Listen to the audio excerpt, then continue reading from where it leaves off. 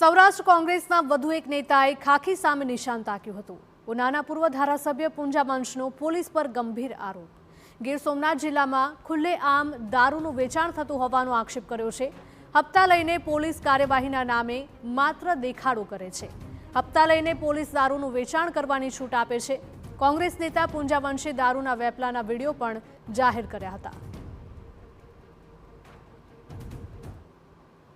पैसा कमावा माटे भाजप अने पोलीस अने आवी असामाजिक प्रवृत्ति करनारा लोको जे छे ए लोको साथे मळीने युवा धन ने बर्बाद करवू, बहनों ने नानी उमरनी बहनों ने विधवा बनाववी एवं आखे आखू गीर सोमनाथ जिल्लानी पोलीसे सोपारी लीधी होय ए प्रकारनी कामगीरी गीर सोमनाथ जिला पोलीस तंत्र करी रह्यु छे।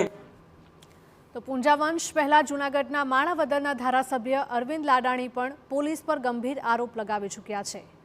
અરવિંદ લાડાણીએ દાવો કર્યો હતો કે પોલીસ હપ્તા લઈને જુગારના અડ્ડા સામે આંખ આડા કાન કરે છે। તો અરવિંદ લાડાણી બાદ હવે ઉનાના પૂર્વ ધારાસભ્ય પૂંજા વંશે પણ ગીર સોમનાથ જિલ્લાની પોલીસ સામે મોરચો માંડ્યો છે।